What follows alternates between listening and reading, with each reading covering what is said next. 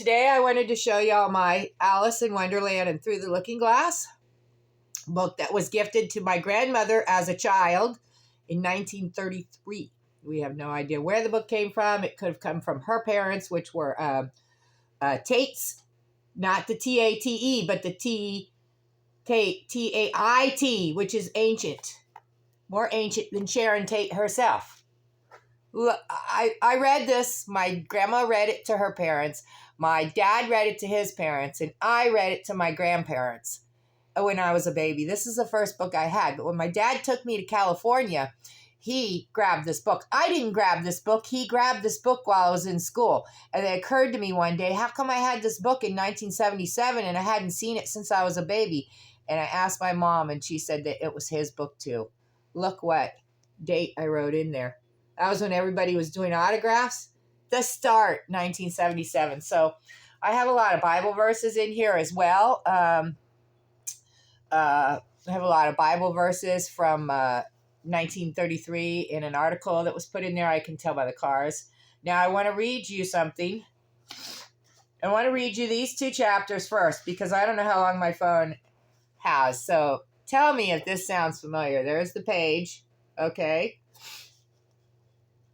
So she sat on, oh no. The long grass rustled at her feet as the white rabbit hurried by. The frightened mouse splashed his way through the neighboring pool. She could hear the rattle of the teacups as the March Hare and his friends shared their never-ending meal. And the shrill voice of the queen ordering off her unfortunate guests to execution. Once more the pig baby...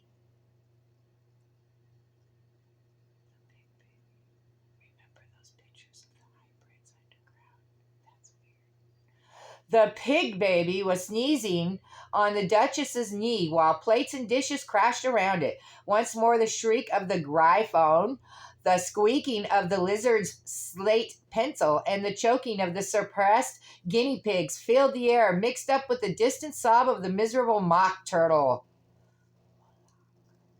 So she sat down with closed eyes and half believed herself in Wonderland, though she knew she had but to open them again and all would change to dull reality. The grass would be only rustling in the wind and the pool rippling to the waving of the reeds. The rattling teacups would change to tinkling sheep bells. And the queen's shrill cries to the voice of the shepherd boy. And the sneeze of the baby. The shriek of the gryphone, and all the other queer noises. What's happening this week? Ah!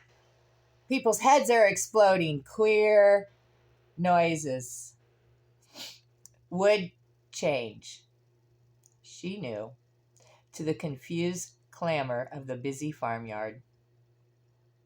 While the lowing of the cattle in the distance would take the place of the mock turtle's heavy sobs. I'm doing work with cattle.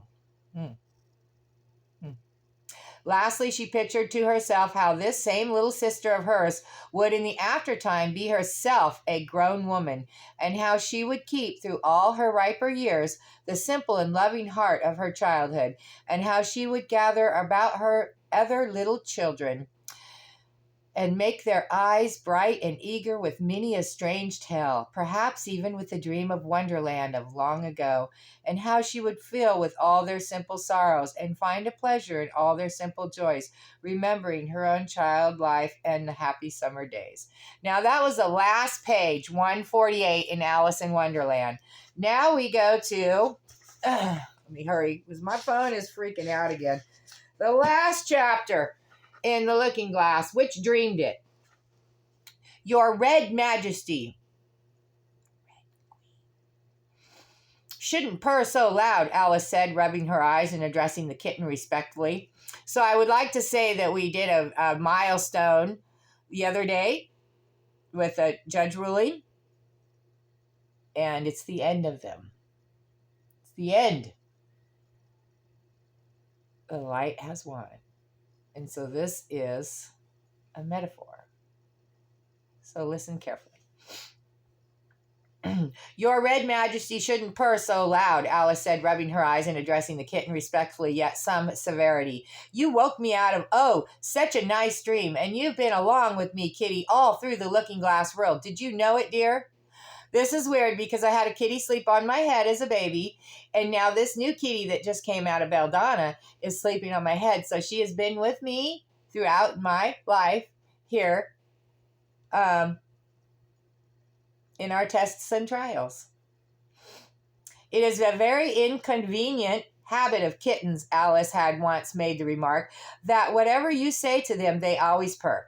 If you would only purr for yes and mew for no, or any rule of that sort, she had said, so that one could keep up a conversation. But how can you talk with a person if they always say the same thing?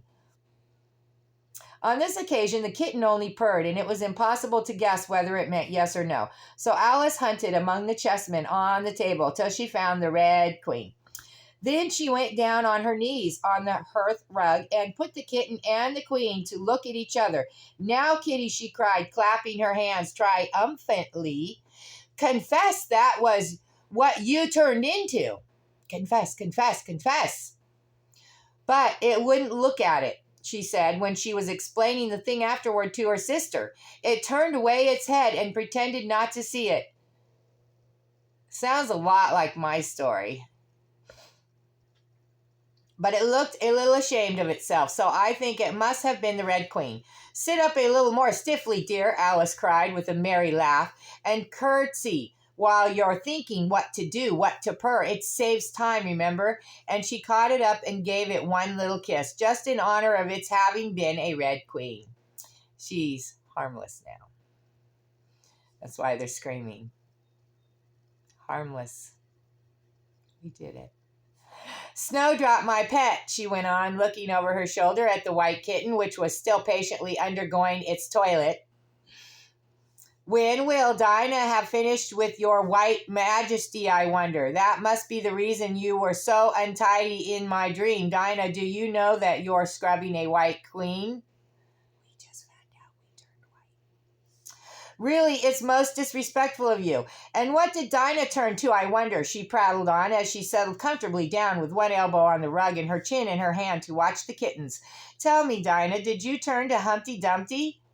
I think you did, however. You'd better not mention it to your friends just yet, for I'm not sure. This is what's going to happen to every dam when they turn to the truth. They're going to be ashamed of themselves. By the way, Kitty, if only you'd been really with me in my dream. There was one thing you would have enjoyed. I had such a quantity of poetry said to me all about fishes. Jesus preaches about fishes, okay, and how to catch fish, and how to become a good servant for God by catching the fish. Tomorrow morning you shall have a real treat. All the time you're eating breakfast, I'll repeat the walrus and the carpenter to you, and then you can make believe it's oysters, dear. And David Trust God just did a wonderful thing about oysters. They purify water. That's the picture right now. But oysters purify the sea. Without them, we would die. California put fake oyster reefs all along it. Stupids! Their ocean might die. Now, Kitty, let's consider who it was that dreamed it all. This is a serious question, my dear, and you should not go on licking your paw like that, as if Dinah hadn't washed you this morning. You see, Kitty, it must have been either me or the Red King.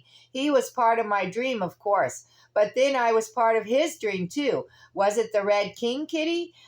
You were his wife, my dear, so you ought to know. Oh, Kitty, do help to settle it. I'm sure your paw can wait, but the provoking kitten only began on the other paw and pretended it hadn't heard the question. Typical. Which do you think it was? Now, here comes our poem. A boat beneath a sunny sky, lingering onward dreamily in an evening of July. Children three that nestle near, eager eye and willing ear, pleased a simple tale to hear.